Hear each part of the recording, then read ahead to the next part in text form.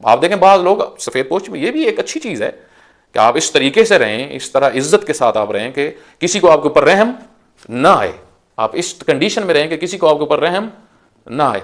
ऐसी हालत बनाना कि जिस पे आपके ऊपर किसी को रहम आए, इसका रिवायात में शदीद मजम्मत हुई है, शदीद,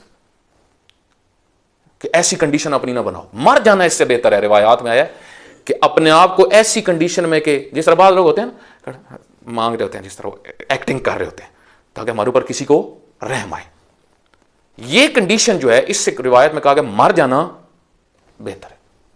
अपने आप को हमेशा सफ़ेद पोशी में रखो। वो कहते हैं, एक अल्लामा थे महबूब अली शाह साहब, बहुत बड़ी शख्सियत गुजरे हैं, उनको सीवे ज़मान कहा जाता था, सीवे ज़मान कहा जाता है। सीवे अरबी अदब का एक बहुत बड़ी शख्सियत गुजरी है, नाहव की। तो महबूब अली शाह साहब जो थे, उनको भी नाहव का बाप कहा जाता था, बहुत बड़ी इल्मी शख्सियत है। हमारे नाना मरूम खुदा रहमत करे मौलाना मेहदी हसन जो लखनवी थे, और हाफिज़ किफ़ायत और रहमतुल्लाह अलैह, और अज़हरुल हसन ज़ैदी रहमतुल्लाह अलैह, इनके ज़माने में थे। मरूम सफदर हुसैन नचवी साहब भी उसी ज़माने में, और ये सारे बुजुर्गान जो थे, वो कई दफ़ा मैं देखता हूँ घर में हमारे लेटर्स भी रखे हुए हैं कि जिनमें ये आपस में गुफ्तगू होती थी और इनके मुख्तलिफ कौमी मसाइल के ऊपर। हमारे नाना मरूम जो थे, वो बहुत सारी तंजीमों के अंदर जो मुल्की लेवल पे बनी थी पाकिस्तान के अंदर, उसमें उनका काफ़ी असर रसूख भी था, मतलब ओहदे थे उनके पास, और एक नाम था उनका उस ज़माने में, मतलब 50 से लेके और 80 का ये जो 30 साल है, एक बड़ा नाम था उनका हलकों में। तो उनके भी उस्ताद थे ये महबूब अली शाह साहब। ये पदराड़ में, हमारा गांव जो पदराड़ है, उसमें ये कुछ अर्सा रहे थे मौलाना महबूब अली शाह साहब, 2-1 साल रहे थे वहाँ पे। इन्होंने फिर हमारे नाना जी और एक और अल्लामा, वो भी मरहूम हो गया, उनको पढ़ाया, और एक और थे, वो तकरीबन 6 महीने उनसे पढ़े थे। उन्होंने उनको सिर्फ पेश नमाजी के लिए तैयार करवाया था। तो ये जो शख्सियात थी महबूब अली शाह साहब, इनके बारे में मशहूर है, ये बड़ी खुददार शख्सियत थी, बहुत खुददार, और उनकी उस खुददारी का असर हमारे नाना मरहूम पे भी था। क्योंकि हम जो किस्से सुनते हैं कि पहले मैं वो महबूब अली शाह साहब की बात आपको सुनाता हूँ, फिर अपने नाना जी के भी चंद वाक़यात जो उनके करीबी तरीन लोगों ने मुझे बयान किए, वो मैं आपकी खिदमत में अर्ज़ करता हूँ। मौलाना महबूब अली शाह साहब जो हैं, वो एक दफ़ा जब खुशाब में आ गए बाद में, तो बहुत सख्ती में वो वक्त गुजार रहे थे, बहुत मुश्किलात में। तो उनके घर उनका कोई दोस्त आया, तो उसने देखी कि इनकी कंडीशन ठीक नहीं है। उसने किसी अपने दोस्त को जाकर बताया कि भाई ये मौलाना जो है, ये माली लिहाज से तो बहुत कमज़ोर है, इसके तो घर में खाने पीने के लिए भी कुछ नहीं। तो उन्होंने कुछ चीज़ें ले आए खाने पीने के लिए, और कुछ पैसा ले आए और उनको आके दी। तो मौलाना ने कहा, अल्लामा महबूब अली शाह साहब ने कहा, फरमाया कि ये आपको किसने कहा लेके? उन्होंने कहा कि मैंने आपकी कंडीशन देखी। उन्होंने कहा इसका मतलब है तो आप मेरे घर में आते हो तो आप मेरी कंडीशन देखते हो कि इसके हालात कैसे। कहा ये आपको किसने इजाज़त दी है, ठीक है, कि आप इस तरह मेरे बारे में, मेरे उमूर में के बारे में सोचो। मतलब इतनी खुददारी होती थी। आज तो इन चीज़ों को हम सोच भी नहीं सकते, ये ख्वाब वाली बातें लगती हैं, लेकिन वो प्रैक्टिकल इस तरह थे। हमारे नाना मरहूम जो थे, खुदा रहमत करे, उनको कहा गया कि वो स्कूल यूनिवर्सिटी कॉलेज के टीचर भी थे, खुद तिब के माहिर थे। हमारे जो परनाना थे वो बहुत बड़े तबीब थे अपने इलाके में।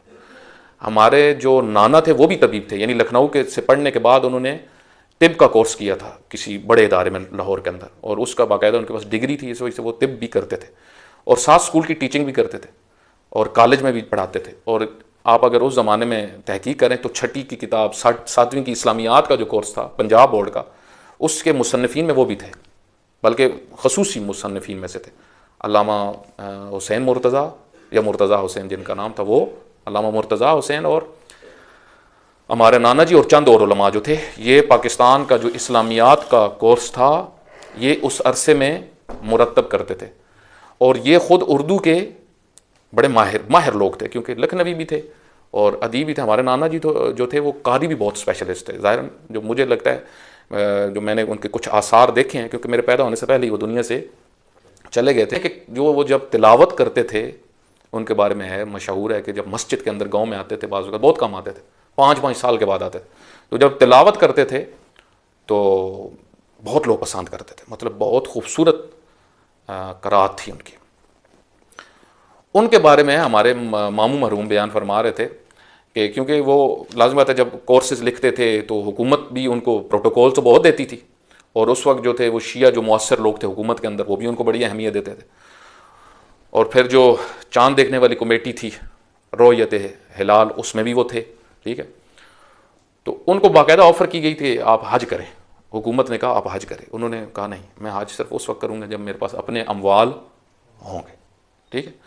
उनको ऑफ़र दी, उस वक्त नवाब कज़लबाश थे, बड़ा नाम था एक, उनके घर थे, उन्होंने घर मुख्तलिफ तबकात को देते थे। उन्होंने कहा ये घर आप ले लें, कोई एक घर इनमें से ले लें। उन्होंने कहा नहीं, मैंने घर भी नहीं लेना। अपना एक छोटा सा एक कमरा था उन्होंने लिया हुआ था, उसी में रहते थे, फैमिली उनकी इधर ही रहती थी अपने इलाके में।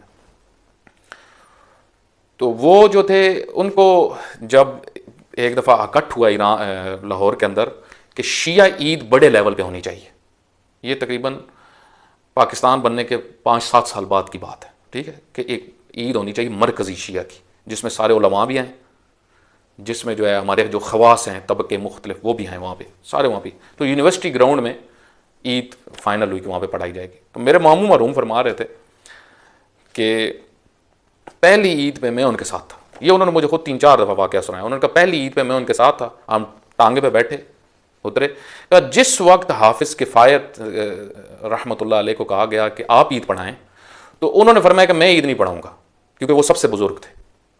उन्होंने कहा लेकिन मैं जिसका नाम लूँगा वो ईद पढ़ाएगा, जिसका मैं नाम लूँगा वो ईद पढ़ाएगा। तो उन्होंने हमारे नाना जी मौलाना मेहदी हसन का नाम लिया कि ये ईद पढ़ाएगा। तो नाना जी ने वहाँ महफिल में सारे बैठे हुए थे, उन्होंने कहा एक शर्त पे, ये जो मस्जिद के बाहर ऐलान हो रहा होता है ना कि जी इमाम जमात के लिए जो ईद पढ़ा रहा है इमाम, उसके लिए चंदा, कहा ये अगर हुआ ना तो मैं ईद नहीं पढ़ाऊँगा। तो उन्होंने सब ने, हाफिज़ साहब ने कहा ठीक है, हाफिज़ किफ़ायत साहब ने कहा ठीक है इंशाल्लाह आपकी ये शर्त हमें मंजूर है। कहा इस शर्त पे मैं पढ़ाऊँगा ईद, ठीक है। कहते हैं कि आप देखिए उलमा एहतराम कितना एक दूसरे का करते थे। हाफिज़ किफ़ायत बुजुर्ग उलमा में से उस वक्त, मतलब एज के लिहाज से बड़ा नाम, बड़े खतीब। और हमारे नाना जी उस वक्त नए नए आए थे लखनऊ से, मतलब उनकी उम्र तकरीबन 35 साल के करीब होगी, तो वो जवानों में शुमार होते थे।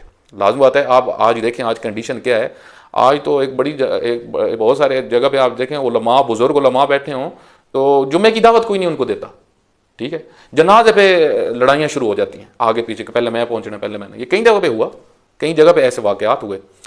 तो हाफिज़ साहब ने कहा कि मैं नहीं ईद पढ़ाऊँगा, जिसका मैं नाम लूँगा वो ईद पढ़ाएगा। तो नाना जी ने वो शर्त भी रख दी, तो उन्होंने कबूल कर लिया। तो हमारे मामू मरहूम कह रहे थे कि जो ही हम यूनिवर्सिटी ग्राउंड में एंट्री हमने की ना, ग्रास था वहाँ पे, बहुत खूबसूरत माहौल था, टेंट ही टेंट लगे हुए थे। और बात है जो कि उनको जो है ना आगाज़ में एक शख्सियत वहाँ पे खड़ी हुई थी, वो मुख्तलिफ तंजीमों में बड़े फ़ाल थे, तो अपने दोस्त के साथ खड़े होकर ऊंचा सा कह रहे थे मौलाना के लिए चंदा। तो वो मेरे मामू कहते हैं कि मैंने जूं ही देखा ना आपके नाना को तो वो गुस्से में आ गए, ठीक है। तो उन्होंने कहा कि मैंने पहले शर्त लगाई थी कि ये काम नहीं करना। तो उन्होंने कहा हाफिज़ साहब को बुलाएं, हाफिज़ किफ़ायत साहब को बुलाएं। हाफिज़ साहब आ गए, कहा हाफिज़ साहब मैंने ये शर्त रखी थी, मेरी शर्त पूरी नहीं, मैं नमाज नहीं पढ़ूंगा। आप देखें ये जो मैंने कहा था उसके खिलाफ। और तो हाफिज़ साहब ने उसी वक्त जो है वो उनसे कहा, वो जो खड़े हुए थे उनसे कहा भी क्या मसला है। उन्होंने कहा जी असल ये है कि लोग पैसे देते नहीं हैं, लोगों ने देने हैं मौलाना के नाम पे, हमने कुछ इनको दे देने हैं बकायों से, हमने ये जो लवाजमात है ना स्पीकर वगैरह, ये वो चीज़ें जो इधर, ये सारों के खर्चे हमने निकालने हैं, उसमें हम इस तरीके से हमारा इरादा है। तो उन्होंने हाफिज़ किफ़ायत रहमतुल्लाह अलैह ने किसी बड़ी शख्सियत को, मालदार शख्सियत, उनको बुलाया और उनसे कहा कि कोई नारोवाली शेख ही थे, उनको बुलाया और उनसे कहा कि आप जो है ना इसका खर्च जितना होगा इस ईद के प्रोग्राम का आपने देना है। तो उस शेख ने कहा, उन्होंने कहा ठीक है मैं दूंगा, और जब तक मैं ज़िंदा हूँ, जब तक मैं ज़िंदा हूँ इसका खर्च मेरे हवाले। मतलब आप देखें कि इसको कहते हैं खुददारी। उलमा जितनी भी मुश्किलात में रहे, उलमा जितनी भी मुश्किलात में रहे, उन्होंने अपने उस फ़क्र का इजहार नहीं किया। ये इस तरह, इससे फिर क्या होता है, दिक्कत कर मैं जिस नुक्ते तक आपकी खिदमत में अर्ज करने लगा था कि आजकल उलमा को जो एक बड़ी तादाद को मसला है वो क्या है, क्योंकि मुख्तलिफ धड़ों के साथ वाबस्तगियाँ होती हैं बाज़ वक़्त, ठीक है।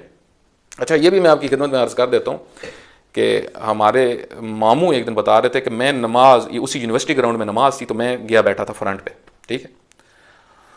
फरमाते हैं कि नाना जी उस वक्त चांद देखने गए हुए थे, तो वो लेट हो गए, ठीक है। तो लोग, तो पब्लिक जो उस वक्त लिखी, अभी उनकी मेरे पास डायरी रखी हुई है, उसमें उन्होंने लिखा है तकरीबन 30,000 के करीब तादाद होती थी, बहुत बड़ी ईद होती थी, ठीक है, मतलब मरकजी लाहौर की शिया की ईद वही होती थी। वो फरमाते हैं कि अज़हरुल हसन ज़ैदी रहमतुल्लाह अलैह जो बहुत तवाना खतीब थे, उनसे लोगों ने कहा कि मौलाना मेहदी हसन तो हो गए हैं लेट, ठीक है, तो आप जो है ना, आप उनकी जगह आज ईद पढ़ा दें।